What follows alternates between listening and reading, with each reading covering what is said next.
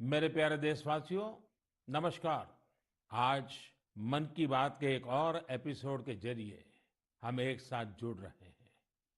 ये 2022 की पहली मन की बात है। आज हम फिर ऐसी चर्चाओं को आगे बढ़ाएंगे जो हमारे देश और देशवासियों की सकारात्मक प्रेरणाओं और सामूहिक प्रयासों से जुड़ी होती है। आज हमारे पूज्य बापू महात्मा गांधी जी की पुण्यतिथि भी है। 30 जनवरी का ये दिन हमें बापू की शिक्षाओं की याद दिलाता है। अभी कुछ दिन पहले ही हमने गणतंत्र दिवस भी मनाया। दिल्ली में राजपथ पर हमने देश के शौर्य और सामर्थ्य की जो झांकी देखी, उसने सबको गर्व और उत्साह से भर दिया है। एक परिवर्तन जो आपने देखा होगा, अब गणतंत्र दिवस समारोह 23 जनवरी यानी नेताजी सुभाष चंद्र बोस की जन्म जयंती से शुरू होगा और 30 जनवरी तक यानी गांधी जी की पुण्यतिथि तक चलेगा। इंडिया गेट पर नेताजी की डिजिटल प्रतिमा भी स्थापित की गई है। इस बात का जिस प्रकार से देश ने स्वागत किया, देश के हर कोने से आनंद की जो लहर उठी, हर देशवासी ने जिस प्रकार की भावनाएं प्रकट की, उसे हम कभी भूल नहीं सकते हैं। साथियों, आजादी के अमृत महोत्सव में देश इन प्रयासों के जरिए अपने राष्ट्रीय प्रतीकों को पुनर्प्रतिष्ठित कर रहा है। हमने देखा कि इंडिया गेट के समीप अमर जवान ज्योति और पास में ही नेशनल वॉर मेमोरियल पर प्रज्वलित ज्योति को एक किया गया। इस भावुक अवसर पर कितने ही देशवासियों और शहीद परिवारों की आंखों में आंसू थे। नेशनल वॉर मेमोरियल में आजादी के बाद से शहीद हुए देश के सभी जाबाजों के नाम अंकित किए गए हैं। मुझे सेना के कुछ पूर्व जवानों ने पत्र लिखकर कहा है कि शहीदों की स्मृति के सामने प्रज्वलित हो रही अमर जवान ज्योति शहीदों की अमरता का प्रतीक है। सच में अमर जवान ज्योति की ही तरह हमारे शहीद, उनकी प्रेरणा और उनके योगदान भी अमर है। मैं आप सभी से कहूंगा, जब भी अवसर मिले नेशनल वॉर मेमोरियल जरूर जाएं। अपने परिवार और बच्चों को भी जरूर ले जाएं। यहाँ आपको एक अलग ऊर्जा और प्रेरणा का अनुभव होगा। साथियों, अमृत महोत्सव के इन आयोजनों के बीच देश में कई महत्वपूर्ण राष्ट्रीय पुरस्कार भी दिए गए हैं। एक है प्रधानमंत्री राष्ट्रीय बाल पुरस्कार। ये पुरस्कार उन बच्चों को मिले जिन्होंने छोटी सी उम्र में साहसिक और प्रेरणादायी काम किए हैं। हम सबको अपने घरों में इन बच्चों के बारे में जरूर बताना चाहिए। इनसे हमारे बच्चों को भी प्रेरणा मिलेगी और उनके भीतर देश का नाम रोशन करने का उत्साह जगेगा। देश में अभी पद्म सम्मान की भी घोषणा हुई है। पद्म पुरस्कार पाने वाले में कई ऐसे नाम भी हैं जिनके बारे में बहुत कम लोग जानते हैं। ये हमारे देश के अनसंग हीरोज हैं, जिन्होंने साधारण परिस्थितियों में असाधारण काम किए हैं। जैसे कि उत्तराखंड की बसंती देवी जी को पद्मश्री से सम्मानित किया गया है। बसंती देवी ने अपना पूरा जीवन संघर्षों के बीच जिया। कम उम्र में ही उनके पति का निधन हो गया था और वो एक आश्रम में रहने लगी। यहाँ रहकर उन्होंने नदी को बचाने के लिए संघर्ष किया और पर्यावरण के लिए असाधारण योगदान दिया। उन्होंने महिलाओं के सशक्तिकरण के लिए भी काफी काम किया है। इसी तरह मणिपुर की 77 साल की लौरेम्बम बिनो देवी दशकों से मणिपुर की लीबा टेक्सटाइल आर्ट का संरक्षण कर रही है। उन्हें भी पद्मश्री से सम्मानित किया गया है। मध्य प्रदेश के अर्जुन सिंह को बैगा आदिवासी नृत्य की कला को पहचान दिलाने के लिए पद्म सम्मान मिला है। पद्म सम्मान पाने वाले एक और व्यक्ति हैं श्रीमान अमाई महालिंगा नाइक। एक किसान है और कर्नाटका के रहने वाले हैं। इन्हें कुछ लोग टनल मैन भी कहते हैं। उन्होंने खेती में ऐसे ऐसे इनोवेशन किए हैं जिन्हें देखकर कोई भी हैरान रह जाए। इनके प्रयासों का बहुत बड़ा लाभ छोटे किसानों को हो रहा है। ऐसे और भी कई अनसंग हीरोज हैं जिन्हें देश ने उनके योगदान के लिए सम्मानित किया है। आप जरूर इनके बारे में जानने की कोशिश करिए। इनसे हमें जीवन में बहुत कुछ सीखने को मिलेगा। मेरे प्यारे देशवासियों, अमृत महोत्सव पर आप सब साथी मुझे ढेरों पत्र और मैसेज भेजते हैं, कई सुझाव भी देते हैं। इसी श्रृंखला में कुछ ऐसा हुआ है जो मेरे लिए अविस्मरणीय है। मुझे 1 करोड़ से ज्यादा बच्चों ने अपने मन की बात पोस्टकार्ड के जरिए लिखकर भेजी है। ये 1 करोड़ पोस्टकार्ड देश के अलग अलग हिस्सों से आए हैं, विदेश से भी आए हैं। समय निकालकर इनमें से काफी पोस्टकार्ड को मैंने पढ़ने का प्रयास किया है।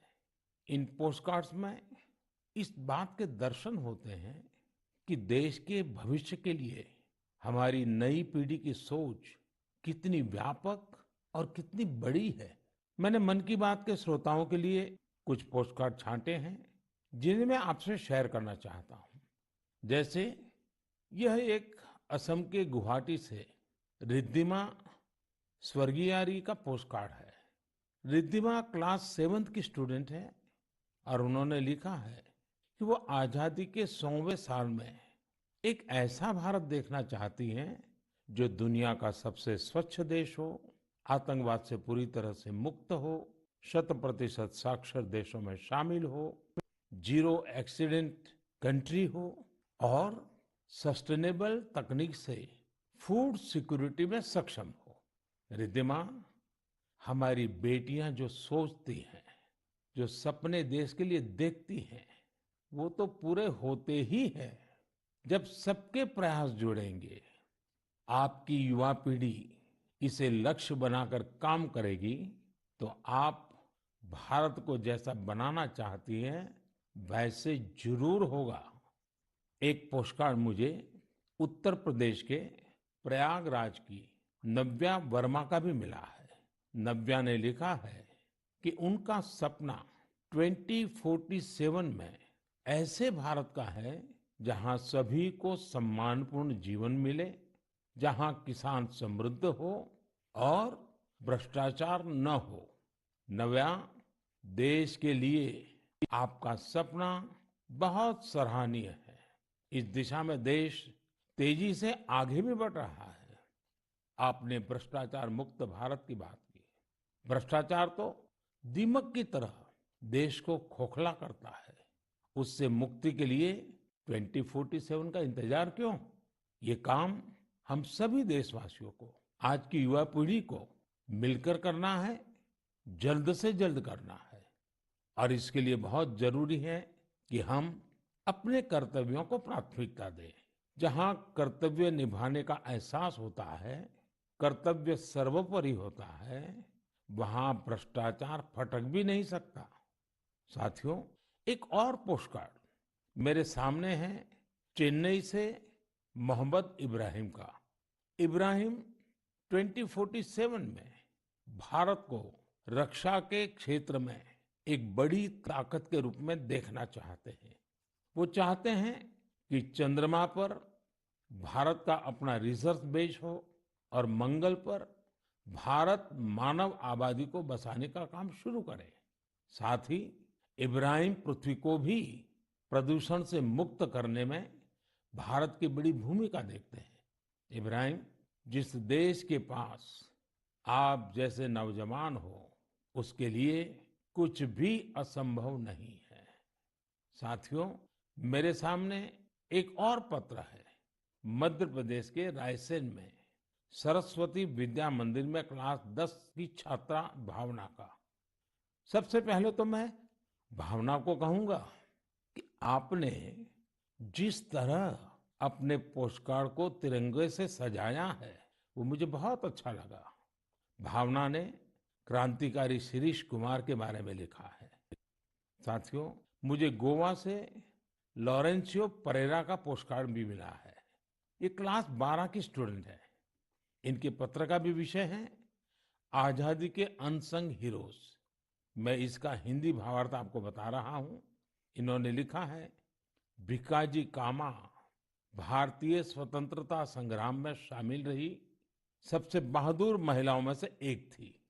उन्होंने बेटियों को सशक्त करने के लिए देश विदेश में बहुत से अभियान चलाए, अनेक प्रदर्शनियां लगाई। निश्चित तौर पर भिकाजी कामा स्वाधीनता आंदोलन की सबसे जाबाज महिलाओं में से एक थी। 1907 में उन्होंने जर्मनी में तिरंगा फहराया था। इस तिरंगे को डिजाइन करने में जिस व्यक्ति ने उनका साथ दिया था वो थे श्री श्यामजी कृष्ण वर्मा। श्री श्यामजी कृष्ण वर्मा जी का निधन 1930 में जेनेवा में हुआ था। उनकी अंतिम इच्छा थी कि भारत की आजादी के बाद उनकी अस्थियां भारत लाई जाए। वैसे तो 1947 में आजादी के दूसरे ही दिन उनकी अस्थियां भारत वापस लानी चाहिए थी, लेकिन ये काम नहीं हुआ। शायद परमात्मा की इच्छा होगी ये काम मैं करूं, और इस काम का सौभाग्य भी मुझे ही मिला। जब मैं गुजरात का मुख्यमंत्री था तो वर्ष 2003 में उनकी अस्थियां भारत लाई गई थी। श्यामजी कृष्ण वर्मा जी की स्मृति में उनके जन्म स्थान कच्छ के मांडवी में एक स्मारक का निर्माण भी हुआ है। साथियों, भारत की आजादी के अमृत महोत्सव का उत्साह केवल हमारे देश में ही नहीं है। मुझे भारत के मित्र देश क्रोएशिया से भी 75 पोस्टकार्ड मिले हैं। क्रोएशिया के जाग्रेब में school of applied arts and design के स्टूडेंट्स, उन्होंने ये 75 कार्ड्स भारत के लोगों के लिए भेजे हैं और अमृत महोत्सव की बधाई दी है। मैं आप सभी देशवासियों की तरफ से क्रोएशिया और वहां के लोगों को धन्यवाद देता हूं। मेरे प्यारे देशवासियों, भारत शिक्षा और ज्ञान की तपोभूमि रहा है। हमने शिक्षा को किताबी ज्ञान तक ही सीमित नहीं रखा, बल्कि इसे जीवन के एक समग्र अनुभव के तौर पर देखा है। हमारे देश की महान विभूतियों का भी शिक्षा से गहरा नाता रहा है। पंडित मदन मोहन मालवीय जी ने जहां बनारस हिंदू विश्वविद्यालय की स्थापना की, वहीं महात्मा गांधी ने गुजरात विद्यापीठ के निर्माण में अहम भूमिका निभाई। गुजरात के आणंद में एक बहुत ही प्यारी जगह है वल्लभ विद्यानगर। सरदार पटेल के आग्रह पर उनके दो सहयोगियों भाई काका और भीखा भाई ने वहां युवाओं के लिए शिक्षा केंद्रों की स्थापना की। इसी तरह पश्चिम बंगाल में गुरुदेव रविंद्रनाथ टैगोर ने शांति निकेतन की स्थापना की। महाराजा गायकवाड़ भी शिक्षा के प्रबल समर्थकों में से एक थे। उन्होंने कई शिक्षण संस्थानों का निर्माण करवाया और डॉक्टर अंबेडकर और श्री अरविंदो समेत अनेक विभूतियों को उच्च शिक्षा के लिए प्रेरित किया। ऐसे ही महानुभावों की सूची में एक नाम राजा महेंद्र प्रताप सिंह जी का भी है। राजा महेंद्र प्रताप सिंह जी ने एक टेक्निकल स्कूल की स्थापना के लिए अपना घर ही सौंप दिया था। उन्होंने अलीगढ़ और मथुरा में शिक्षा केंद्रों के निर्माण के लिए खूब आर्थिक मदद की। कुछ समय पहले मुझे अलीगढ़ में उनके नाम पर एक यूनिवर्सिटी की आधारशिला रखने का भी सौभाग्य प्राप्त हुआ। मुझे खुशी है कि शिक्षा के प्रकाश को जन जन तक पहुंचाने की वही जीवंत भावना भारत में आज भी कायम है। क्या आप जानते हैं कि इस भावना की सबसे सुंदर बात क्या है? वो ये है कि शिक्षा को लेकर ये जागरूकता समाज में हर स्तर पर दिख रही है। तमिलनाडु के त्रिपुर जिले के उदुमलपेट ब्लॉक में रहने वाली तायम्मल जी का उदाहरण तो बहुत ही प्रेरणादायी है। तायम्मल जी के पास अपनी कोई जमीन नहीं है। बरसों से इनका परिवार नारियल पानी बेचकर अपना गुजर बसर कर रहा है। आर्थिक स्थिति भले अच्छी ना हो, लेकिन तायम्मल जी ने अपने बेटे बेटी को पढ़ाने में कोई कसर बाकी नहीं छोड़ी थी। उनके बच्चे Chinnaveerampatti panchayat union middle school में पढ़ते थे। ऐसे ही एक दिन स्कूल में अभिभावकों के साथ मीटिंग में ये बात उठी कि कक्षाओं और स्कूल की स्थिति को सुधारा जाए, स्कूल इंफ्रास्ट्रक्चर को ठीक किया जाए। तायम्मल जी भी उस मीटिंग में थी। उन्होंने सब कुछ सुना। इसी बैठक में फिर चर्चा इन कामों के लिए पैसे की कमी पर आकर टिक गई। इसके बाद तायम्मल जी ने जो किया, उसकी कल्पना कोई नहीं कर सकता था। जिन तायम्मल जी ने नारियल पानी बेच-बेच कर कुछ पूंजी जमा की थी, उन्होंने 1 लाख रुपए स्कूल के लिए दान कर दिए। वाकई ऐसा करने के लिए बहुत बड़ा दिल चाहिए, सेवा भाव चाहिए। तायम्मल जी का कहना है, अभी जो स्कूल है उसमें 8वीं कक्षा तक की पढ़ाई होती है। अब जब स्कूल का इंफ्रास्ट्रक्चर सुधर जाएगा तो यहाँ हायर सेकेंडरी तक की पढ़ाई होने लगेगी। हमारे देश में शिक्षा को लेकर यह वही भावना है जिसकी मैं चर्चा कर रहा था। मुझे आईआईटी बीएचयू के एक एल्यूमनस के इस तरह के दान के बारे में भी पता चला है। बीएचयू के पूर्व छात्र जय चौधरी जी ने आईआईटी बीएचयू फाउंडेशन को $1 मिलियन यानी करीब करीब 7.5 करोड़ रुपया डोनेट किए। साथियों, हमारे देश में अलग अलग क्षेत्रों से जुड़े बहुत सारे लोग हैं जो दूसरों की मदद कर समाज के प्रति अपनी जिम्मेदारी का निर्वाह कर रहे हैं। मुझे बेहद खुशी है कि इस तरह के प्रयास उच्च शिक्षा के क्षेत्र में, खासकर हमारी अलग अलग आईआईटीज में निरंतर देखने को मिल रहे हैं। केंद्रीय विश्वविद्यालयों में भी इस प्रकार के प्रेरक उदाहरणों की कमी नहीं है। इस तरह के प्रयासों को और बढ़ाने के लिए पिछले साल सितंबर से देश में विद्यांजलि अभियान की शुरुआत हुई है। इसका उद्देश्य अलग अलग संगठनों, सीएसआर और निजी क्षेत्र की भागीदारी से देश भर के स्कूलों में शिक्षा की गुणवत्ता में सुधार लाना है। विद्यांजलि सामुदायिक भागीदारी और ओनरशिप की भावना को आगे बढ़ा रही है।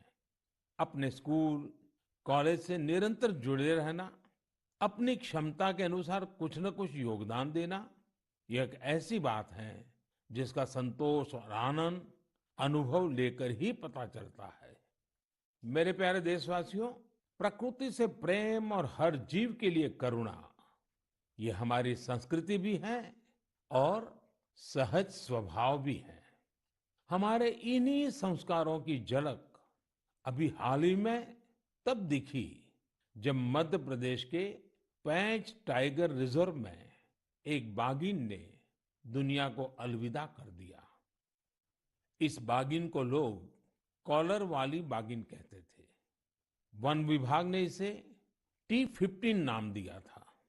इस बाघिन की मृत्यु ने लोगों को इतना भावुक कर दिया जैसे उनका कोई अपना दुनिया छोड़ गया हो। लोगों ने बाकायदा उसका अंतिम संस्कार किया, उसे पूरे सम्मान और स्नेह के साथ विदाई दी। आपने भी ये तस्वीरें सोशल मीडिया में जरूर देखी होगी। पूरी दुनिया में प्रकृति और जीवों के लिए हम भारतीयों के इस प्यार की खूब सराहना हुई। कॉलर वाली बाघिन ने जीवन काल में 29 शावकों को जन्म दिया और 25 को पाल पोसकर बड़ा भी बनाया। हमने T15 के इस जीवन को भी सेलिब्रेट किया और जब उसने दुनिया छोड़ी तो उसे भावुक विदाई भी दी। यही तो भारत के लोगों की खूबी है। हम हर चेतन जीव से प्रेम का संबंध बना लेते हैं। ऐसा ही एक दृश्य हमें इस बार गणतंत्र दिवस की परेड में भी देखने को मिला। इस परेड में प्रेसिडेंट्स बॉडीगार्ड्स के चार्जर घोड़े विराट ने अपनी आखिरी परेड में हिस्सा लिया। घोड़ा विराट 2003 में राष्ट्रपति भवन आया था और हर बार गणतंत्र दिवस पर कमांडेंट चार्जर के तौर पर परेड को लीड करता था। जब किसी विदेशी राष्ट्राध्यक्ष का राष्ट्रपति भवन में स्वागत होता था, तब भी वो अपनी ये भूमिका निभाता था। इस वर्ष आर्मी डे पर घोड़े विराट को सेना प्रमुख द्वारा कॉज कमेंडेशन कार्ड भी दिया गया।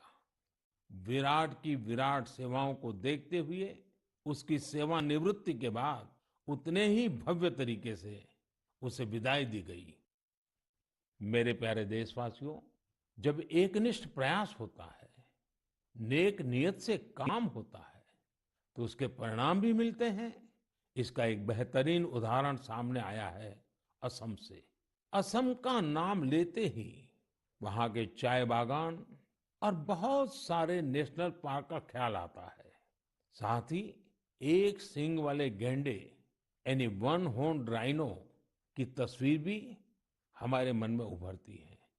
आप सभी जानते हैं कि एक सींग वाला गैंडा हमेशा से असमिया संस्कृति का हिस्सा रहा है। भारत रत्न भूपेन हजारिका जी का ये गीत हर एक कान में गूंजता होगा। কাজিৰঙাৰ চিৰ সেউজী পৰিৱেশ হস্তি ব্যাঘ্ৰৰে পাত এক খড়গড় গড় পৃথিৱীয়ে চাই পক্ষীৰ সুদিয়া প্ৰকাশ মোৰ কাজিৰঙা নহয় যে বন্য। साथियों, इस गीत का जो अर्थ है वो बहुत सुसंगत है। इस गीत में कहा गया है, काजीरंगा का हरा भरा परिवेश, हाथी और बाघ का निवास, एक सींग वाले गैंडे को पृथ्वी देखे, पक्षियों का मधुर कलरव सुने। असम की विश्व प्रसिद्ध हथकरघा पर बुनी गई मूंगा और एरी की पोशाकों में भी गैंडों की आकृति दिखाई देती है। असम की संस्कृति में जिस गैंडे की इतनी बड़ी महिमा है, उसे भी संकटों का सामना करना पड़ता था। वर्ष 2013 में 37 और 2014 में 32 गैंडों को तस्करों ने मार डाला था। इस चुनौती से निपटने के लिए पिछले 7 वर्षों में असम सरकार के विशेष प्रयासों से गैंडों के शिकार के खिलाफ एक बहुत बड़ा अभियान चलाया गया। पिछले 22 सितंबर को वर्ल्ड राइनो डे के मौके पर तस्करों से जब्त किए गए 2400 से ज्यादा सींगों को जला दिया गया था। यह तस्करों के लिए एक सख्त संदेश था। ऐसे ही प्रयासों का नतीजा है कि अब असम में गैंडों के शिकार में लगातार कमी आ रही है। जहां 2013 में 37 गैंडे मारे गए थे, वहीं 2020 में 2 और 2021 में सिर्फ 1 गैंडे के शिकार का मामला सामने आया है। मैं गैंडों को बचाने के लिए असम के लोगों के संकल्प की सराहना करता हूं। साथियों, भारतीय संस्कृति के विविध रंगों और आध्यात्मिक शक्ति ने हमेशा से दुनिया भर के लोगों को अपनी ओर खींचा है।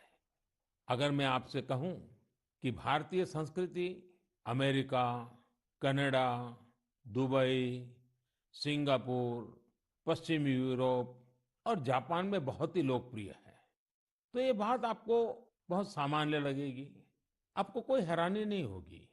लेकिन अगर ये कहूं कि भारतीय संस्कृति का लैटिन अमेरिका और साउथ अमेरिका में भी बड़ा आकर्षण है, तो आप एक बार जरूर सोच में पड़ जाएंगे। मैक्सिको में खादी को बढ़ावा देने की बात हो या फिर ब्राजील में भारतीय परंपराओं को लोकप्रिय बनाने का प्रयास, मन की बात में हम इन विषयों पर पहले चर्चा कर चुके हैं। आज मैं आपको अर्जेंटीना में फहरा रहे भारतीय संस्कृति के परचम के बारे में बताऊंगा। अर्जेंटीना में हमारी संस्कृति को बहुत पसंद किया जाता है। 2018 में मैंने अर्जेंटीना की अपनी यात्रा के दौरान योग के कार्यक्रम में योगा फॉर पीस में हिस्सा लिया था। यहाँ अर्जेंटीना में एक संस्था है, हस्तिनापुर फाउंडेशन। आपको सुनकर के आश्चर्य होता है ना, कहाँ अर्जेंटीना और वहां भी हस्तिनापुर फाउंडेशन। यह फाउंडेशन अर्जेंटीना में भारतीय वैदिक परंपराओं के प्रसार में जुटा है। इसकी स्थापना 40 साल पहले एक मैडम प्रोफेसर एडा एल्ब्रेट ने की थी। आज प्रोफेसर एडा एल्ब्रेट 90 वर्ष की होने जा रही है। भारत के साथ उनका जुड़ाव कैसे हुआ, ये भी बहुत दिलचस्प है। जब वो 18 साल की थी, तब पहली बार भारतीय संस्कृति की शक्ति से उनका परिचय हुआ। उन्होंने भारत में काफी समय भी बिताया, भगवत गीता और उपनिषदों के बारे में गहराई से जाना। आज हस्तिनापुर फाउंडेशन के 40,000 से अधिक सदस्य हैं और अर्जेंटीना एवं अन्य लैटिन अमेरिकी देशों में इसकी करीब 30 शाखाएं हैं। हस्तिनापुर फाउंडेशन ने स्पेनिश भाषा में 100 से अधिक वैदिक और दार्शनिक ग्रंथ भी प्रकाशित किए हैं। इनका आश्रम भी बहुत मनमोहक है। आश्रम में 12 मंदिरों का निर्माण कराया गया है, जिनमें अनेक देवी देवताओं की मूर्तियां हैं। इन सब के केंद्र में एक ऐसा मंदिर भी है जो अद्वैतवादी ध्यान के लिए बनाया गया है। साथियों, ऐसे ही सैकड़ों उदाहरण यह बताते हैं हमारी संस्कृति हमारे लिए ही नहीं बल्कि पूरी दुनिया के लिए एक अनमोल धरोहर है। दुनिया भर के लोग उसे जानना चाहते हैं, समझना चाहते हैं, जीना चाहते हैं। हमें भी पूरी जिम्मेदारी के साथ अपनी सांस्कृतिक विरासत को खुद अपने जीवन का हिस्सा बनाते हुए सब लोगों तक पहुंचाने का प्रयास करना चाहिए। मेरे प्यारे देशवासियों, मैं अब आपसे और खासकर अपने युवाओं से एक प्रश्न करना चाहता हूं। आप सोचिए, आप एक बार में कितने पुशअप कर सकते हैं? मैं जो आपको बताने वाला हूं, वो निश्चित रूप से आपको आश्चर्य से भर देगा। मणिपुर में 24 साल के युवा थोना ओजम निरंजॉय सिंह ने 1 मिनट में 109 पुशअप्स का रिकॉर्ड बनाया है।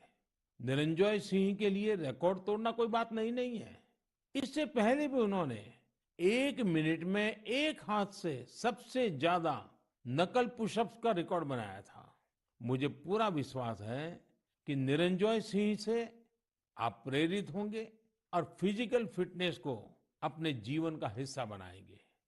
साथियों, आज मैं आपके साथ लद्दाख की एक ऐसी जानकारी साझा करना चाहता हूं जिसके बारे में जानकर आपको जरूर गर्व होगा। लद्दाख को जल्द ही एक शानदार ओपन सिंथेटिक ट्रैक और एस्ट्रो टर्फ फुटबॉल स्टेडियम की सौगात मिलने वाली है। यह स्टेडियम 10,000 फीट से अधिक की ऊंचाई पर बन रहा है और इसका निर्माण जल्द पूरा होने वाला है। लद्दाख का यह सबसे बड़ा ओपन स्टेडियम होगा जहां 30,000 दर्शक एक साथ बैठ सकेंगे। लद्दाख के इस आधुनिक फुटबॉल स्टेडियम में 8 लेन वाला एक सिंथेटिक ट्रैक भी होगा। इसके अलावा यहाँ 1,000 बेड वाले एक हॉस्टल की सुविधा भी होगी। आपको ये जानकर भी अच्छा लगेगा कि इस स्टेडियम को फुटबॉल की सबसे बड़ी संस्था फीफा ने भी सर्टिफाई किया है। जब भी स्पोर्ट्स का ऐसा कोई बड़ा इंफ्रास्ट्रक्चर तैयार होता है तो यह देश के युवाओं के लिए बेहतरीन अवसर लेकर आता है। साथ साथ जहां ये व्यवस्था होती है वहां भी देश भर के लोगों का आना जाना होता है, टूरिज्म को बढ़ावा मिलता है और रोजगार के अनेक अवसर पैदा होते हैं। इस स्टेडियम का भी लाभ लद्दाख के हमारे अनेकों युवाओं को होगा। मेरे प्यारे देशवासियों, मन की बात में इस बार भी हमने अनेक विषयों पर बात की। एक विषय और है जो इस समय सबके मन में है और वो है कोरोना का। कोरोना की नई वेव से भारत बहुत सफलता के साथ लड़ रहा है। ये भी गर्व की बात है कि अब तक करीब करीब 4.5 करोड़ बच्चों ने कोरोना वैक्सीन की डोज ले ली है। इसका मतलब यह हुआ कि 15 से 18 साल की आयु वर्ग के लगभग 60% यूथ ने 3 से 4 हफ्ते में ही टीके लगवा लिए हैं। इससे न केवल हमारे युवाओं की रक्षा होगी, बल्कि उन्हें पढ़ाई जारी रखने में भी मदद मिलेगी। एक और अच्छी बात ये भी है कि 20 दिन के भीतर ही 1 करोड़ लोगों ने प्रिकॉशन डोज भी ले ली है। अपने देश की वैक्सीन पर देशवासियों का ये भरोसा हमारी बहुत बड़ी ताकत है। अब तो कोरोना संक्रमण के केस भी कम होने शुरू हुए हैं। ये बहुत सकारात्मक संकेत है। लोग सुरक्षित रहें, देश की आर्थिक गतिविधियों की रफ्तार बनी रहे, हर देशवासी की यही कामना है। और आप तो जानते ही हैं, मन की बात में कुछ बातें मैं कहे बिना रह ही नहीं सकता हूं। जैसे स्वच्छता अभियान को हमें भूलना नहीं है, सिंगल यूज प्लास्टिक के खिलाफ अभियान को हमें और तेजी लानी जरूरी है। वोकल फॉर लोकल का मंत्र ये हमारी जिम्मेवारी है। हमें आत्मनिर्भर भारत अभियान के लिए जी जान से जुटे रहना है। हम सबके प्रयास से ही देश विकास की नई ऊंचाइयों पर पहुंचेगा। इसी कामना के साथ मैं आपसे विदा लेता हूं। बहुत बहुत धन्यवाद।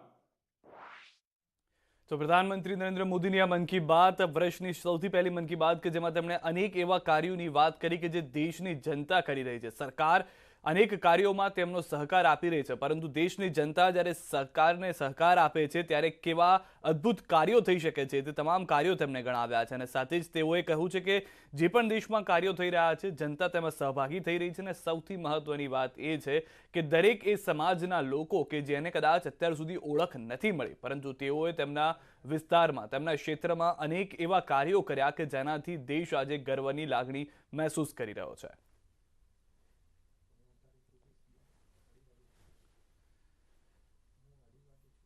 अन्य खबरों पर હવે નજર કરીએ દિલ્હીથી સમાચાર। દિલ્હીથી